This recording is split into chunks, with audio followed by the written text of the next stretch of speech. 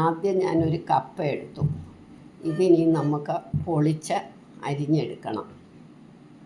പൊളിക്കാം അല്ല, ഇനി നമുക്കിതാദ്യം പൊളിച്ചെടുക്കാം. കപ്പ പൊളിച്ചരിയുമ്പോഴത്തേക്ക് നമുക്ക് വെള്ളം അടുപ്പിൽ വെക്കാം. വെള്ളം തിളച്ചിട്ട് വേണം വെള്ളത്തിലോട്ട് ഇടാൻ. അരിഞ്ഞ് കഴിഞ്ഞ് ഇത് നമ്മളിങ്ങനെ ഉപ്പേരിയൊക്കെ അരിയുന്ന ഇതിലേ എടുക്കുക. ഇതേമാതിരി എടുക്കണം. അപ്പോഴല്ലേ നമ്മൾ അട മാതിരി ഇരിക്കുന്നത്. കുറേ കൂടെ കൊച്ചടയാണേലും പറ്റും.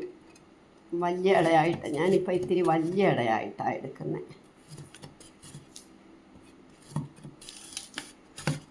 ഇങ്ങനെ കനം കുറച്ചെടുക്കണം, വളരെ കനം കുറച്ച്.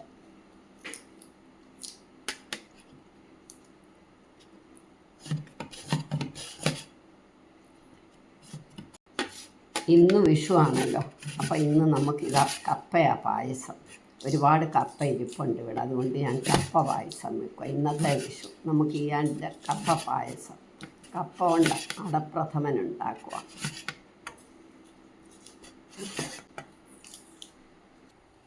ലേശം ഉപ്പിടണം നമുക്ക്. അതുപോലെ കപ്പയായതുകൊണ്ട് മഞ്ഞപ്പൊടിയും കൂടി ഇടണം. പായസത്തിനാണേലും അല്ലെങ്കിലും പായസത്തിന് ഇത്തിരി മഞ്ഞൾ നമ്മൾ ആദ്യം ഇടുമല്ലോ, അതുകൊണ്ട് ഇത്തിരി മഞ്ഞപ്പൊടിയും കൂടി ഇട്ടാൽ അത് ഊറ്റുണ്ടായോ.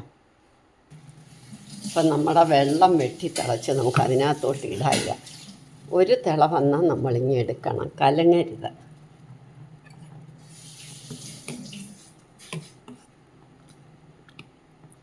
അത് ട്രാൻസ്പെറൻ്റ് ആകുമല്ലോ ഒന്ന് വേവുമ്പോൾ. ഇതിപ്പോൾ പാകമായി വെന്തിട്ട് നമുക്കിത് ഊറ്റാം. അതേസമയം തന്നെ ശർക്കര അടുപ്പിൽ വെക്കുകയും ചെയ്യാം. ശർക്കര ഉരുക്കണ്ടായോ.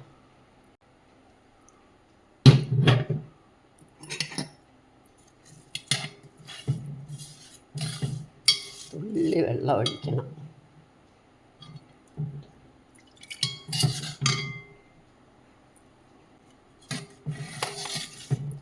കഴിഞ്ഞിട്ട് ശർക്കര മധുരം അവരവരുടെ ആവശ്യത്തിന്.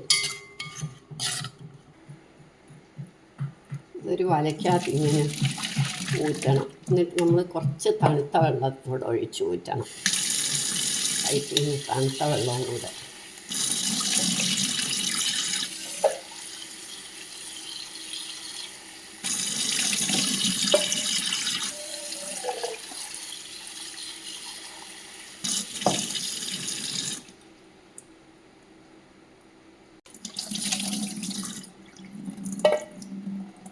ഇതിനി ശർക്കര പാനിയിലോട്ട് ഇടാം. ശർക്കര ഉരുകി കഴിഞ്ഞപ്പോൾ നമുക്ക് ഇതങ്ങോട്ട് ഇടാം. ഇത് ഒന്ന് വരണ്ടിട്ട് നമുക്ക് തേങ്ങാപ്പാലൊഴിക്കാം.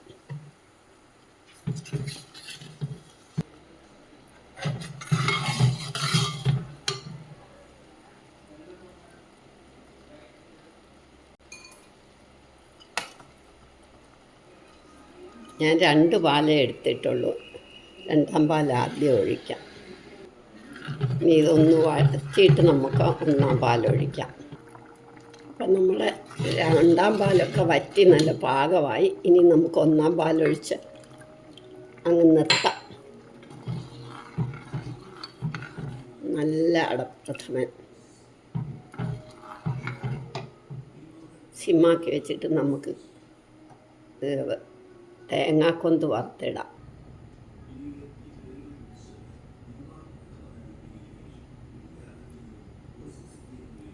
പിന്നെ കശുവണ്ടി വറക്കുന്നില്ല, തേങ്ങാക്കൊന്താ വറുത്തിടുന്നത്. ശർക്കര പ്രഥമനായതുകൊണ്ട് നമുക്ക് തേങ്ങാക്കൊന്ത് വറുത്തിട്ടാൽ മതി.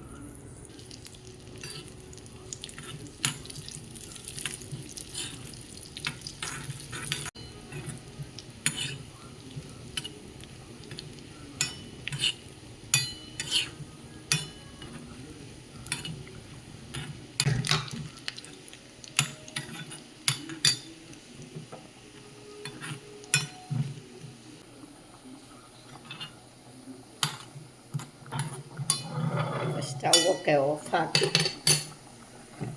നമ്മുടെ ഈ തേങ്ങാക്കൊന്തും കൂടെ ഇടുമ്പോൾ നല്ല പായസം, നല്ല അടപ്രഥമൻ.